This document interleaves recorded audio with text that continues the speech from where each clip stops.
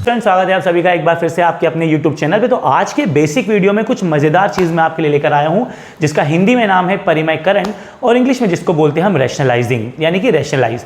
अब ये रैशनलाइज क्या होता है, कैसे करते हैं और कैसे इसको इजीली किया जा सकता है, आज उसी को हम डिस्कस करने जा रहे हैं। तो आज के वीडियो को एंड तक देखना, परिमेयकरण कैसे कर सकते हो आज पूरा सिखा देने वाला हूं। वीडियो को एंड तक देखो, समझो, मजा आएगा। मान लीजिए आपके पास एक नंबर लिखा है, छोटे नंबर से शुरू करते हैं। तो अच्छा, आप जानते हैं ऊपर वाले को अंश बोलते हैं, नीचे वाले को हर बोलते हैं। ऊपर वाले को कहा जाता है न्यूमरेटर और नीचे वाले को कहा जाता है डिनोमिनेटर। अक्सर जो होता है परिमेयकरण वो डिनोमिनेटर का होता है, हर का होता है, यानी कि नीचे वाले नंबर का होता है। अब नीचे वाले नंबर पे रूट भी लगाए। अब ये परिमेयकरण कैसे कर सकते हैं आपको कुछ नहीं करना है, 1/√7 वैसे ही इंटू लगाना है। √7 को ऊपर लिख देना है, √7 को नीचे लिख देना है। ऊपर हो जाएगा √7 1 √7 और जब नीचे इंटू करोगे तो √7 और √7 हो जाएगा 7। कहने का मतलब है कि कभी भी दो रूट के नंबरों का अगर सेम इंटू होता है तो उनका जो रूट होता है वो अपने आप कैंसिल हो जाता है और एक सिंपल नंबर आ जाता है। ये वो परिमेयकरण है, ये वो रैशनलाइजर्स में एक सिंगल डिजिट नंबर होता है और जिसका बहुत आसानी से बिना भी कोई चेंजेस करे आप आराम से परिमेयकरण यानी कि रैशनलाइज कर सकते हैं। ठीक है। अब लेकिन नंबर थोड़ा हटके हुआ और थोड़ा कुछ और हुआ तो कैसे करेंगे? अच्छा, परिमेयकरण आपको हमेशा मिलेगा ही मिलेगा। मैथ्स का एक नियम है कि कभी भी अपॉन में रूट का नंबर आएगा तो आपको परिमेयकरण करना ही पड़ेगा। बिना परिमेयकरण करे आपको आंसर नहीं मिलेंगे। अगर सवाल थोड़ा बड़ा हो तो क्या हो सकता है, आइए वो भी देखते हैं। मान लीजिए आपके पास आ गया √5 - 2। अब आपसे बोला गया कि आप इसका परिमेयकरण करिए। ठीक है, कोई बात नहीं, कर देंगे। 1/√5 - 2। जब दो नंबर आपके पास होते हैं तो परिमेयकरण कैसे होता है, रैशनलाइज कैसे होता है? यही दोनों नंबर आएंगे लेकिन बस बीच का साइन जो होता है वो चेंज हो जाता है। तो आपको ध्यान देना होगा इस बात पे, जब दो संख्याओं का परिमेयकरण होता है ना तो उनके बीच का जो निशान होता है वो बदल जाता है। जैसे ये नेगेटिव है तो ये हो जाएगा पॉजिटिव, ये हो जाएगा पॉजिटिव। तो परिमेयकरण करने के लिए ना चिन्ह जो है वो बदल दिए जाते हैं। चिन्ह कैसे बदल जाते हैं? जैसे ये नेगेटिव है तो उसका अपोजिट क्या आ जाएगा, पॉजिटिव। अगर पॉजिटिव है तो उसका अपोजिट क्या आ जाएगा, नेगेटिव। बस इतनी सी बात ध्यान रखने के बाद ऊपर वाला इंटू तो नॉर्मली सिंपल हो जाता है, √5 + 2 क्योंकि 1 है।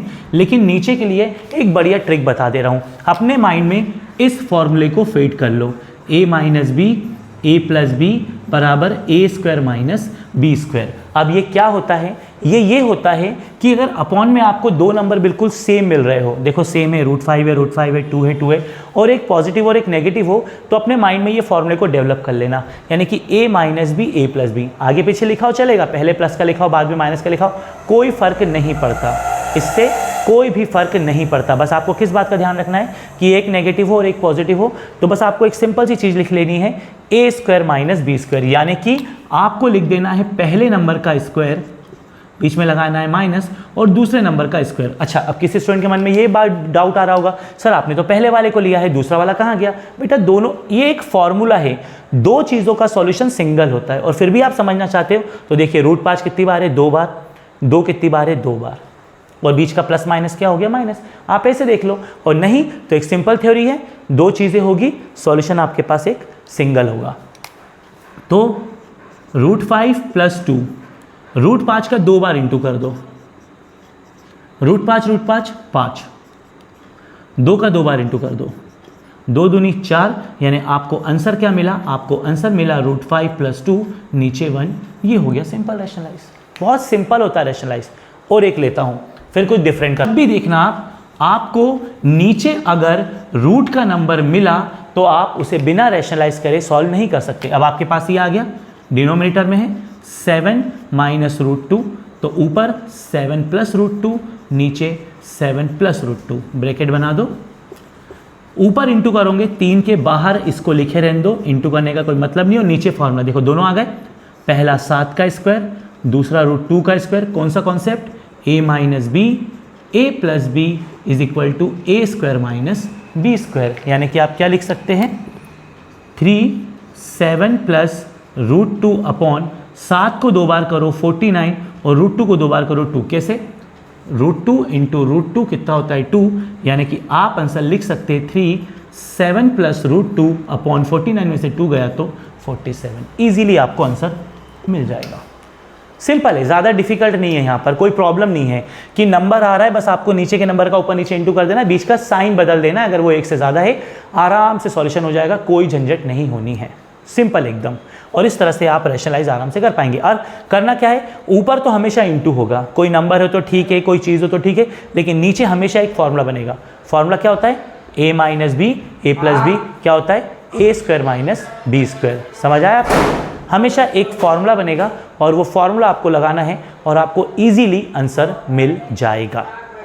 ठीक है, अब मैं आपके लिए थोड़ा सा डिफरेंट कुछ लेता हूँ। अब आप देख रहे होंगे मैंने यहाँ पे आयोटा को लिया है, क्योंकि क्या होता है हायर क्लासेस के बच्चों को कभी कभी आयोटा भी आ जाता है। ये जो आप साथ में आई देख रहे हैं ना, इसे आयोटा बोलते हैं। कभी कभी इस टाइप के सवाल भी फेस करने पड़ जाते हैं, तो दिक्कत नहीं है। जैसे रूट के नंबर को लेकर रैशनलाइज करते हैं, वैसे आयोटा में भी सेम ही होता है। आपको करना क्या है, बस आपको बीच का साइन चेंज कर देना है, ऊपर वैसा का वैसे ही रहेगा, कोई फर्क नहीं पड़ेगा, और नीचे आप बना देंगे फॉर्मूला। देखिए दोनों सेम दिख रहे हैं, पहले वाले का स्क्वायर माइनस दूसरे, क्योंकि दूसरे में 2 नंबर है तो आप ब्रैकेट लीजिए। अगर आपके पास सेकंड नंबर में 1 से ज़्यादा नंबर हो, कभी मान लो कोई नंबर के पास रूट का नंबर भी हो, जैसे ये 2 नंबर एक साथ आ गए, तो आप एक साथ स्क्वायर लगाएंगे। ठीक है, ये जो आप आयोटा देख रहे हैं ना, हायर क्लासेस वाले स्टूडेंट जो होते हैं, कभी कभी उनके पास जब आयोटा अपॉन में आ जाता है तब भी रैशनलाइज करना पड़ जाता है। तो 2 प्लस 3i वैसे ही रहेगा, यहाँ पे 2 का 2 बार इंटू कर दो 4। अब देखिए 3i का 2 बार इंटू करिए, सॉरी देखिए 3 का स्क्वायर तो 9 रहने वाला है, और i पे स्क्वायर अलग लगा दीजिए। स्क्वायर कैसे सॉल्व होता है, अगर आपने ये स्क्वायर 3 पे लगाया तो 3 का स्क्वायर कितना हो जाएगा, 9 हो जाएगा, और ये जो i देख रहे हैं i के ऊपर अलग स्क्वायर लगाना पड़ेगा। अब इसका होता क्या है, तो ऊपर तो 2 प्लस 3i वैसे ही रहने वाले, इसका कुछ होगा नहीं, लेकिन अपॉन में क्या होगा, ये 4 वैसे ही।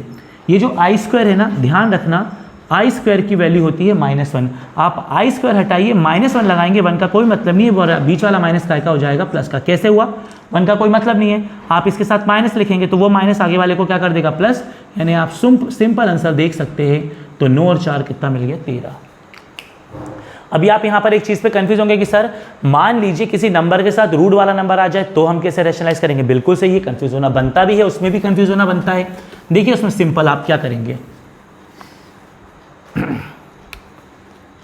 4 3 माइनस मान लो 2√2 है। अब मान लो ये नंबर आ गया, अब क्या, सेम चीज़ आप अपॉन में 3 माइनस 2√2 लिखिए, इसको रैशनलाइज करिए तो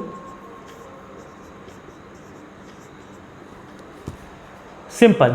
देखिए अब साइन चेंज हुआ, देखिए ऊपर सिंपल 4 के साथ 3 प्लस 2√2 वैसे ही आ जाएगा, इसका हम कुछ नहीं कर रहे। लेकिन अब नीचे देखिए फॉर्मूला बना, क्योंकि सेम है तो पहले वाले का स्क्वायर माइनस, क्योंकि दूसरे में 2 नंबर है तो आप यहाँ पे ब्रैकेट लगा दीजिए।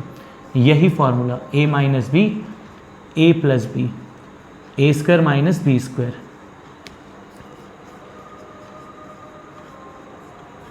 तीन को 2 बार करेंगे 9। अब देखिए 2√2 को 2 बार करिए, 2√2 इंटू 2√2, तो ये 2 2 हो जाएगा 4, और √2 करेंगे 2, यानी आपको आंसर मिलेगा 8, यानी 4 3 प्लस 2√2 अपॉन आप लिख सकते हैं 1, ये आ गया आंसर। बहुत सिंपल सी एक चीज़ है, बहुत सिंपल सी, ज़्यादा डिफिकल्ट नहीं है। जब भी आपको परिमेयकरण करना पड़े और परिमेयकरण की स्थिति आती है, ये मैथ्स के वो बेसिक्स है जो हमेशा सवालों के बीच में आते हैं, कभी सवालों में नहीं आएंगे, हमेशा सवालों के बीच में आते हैं। और जब ये सवालों के बीच में आते हैं ना, तो गड़बड़ बहुत ज़्यादा होती है। इसलिए एक सिंपल सा सॉल्यूशन है, आप आराम से इस वीडियो को देखिए, आपका पूरा डाउट क्लियर हो जाना है, 1% डाउट नहीं रहेगा। वीडियो आपको बहुत पसंद आएगा, मुझे पूरी उम्मीद है। फिर भी कोई शिकायत रहती है तो आप मुझे कमेंट बॉक्स में लिखकर बता सकते हैं।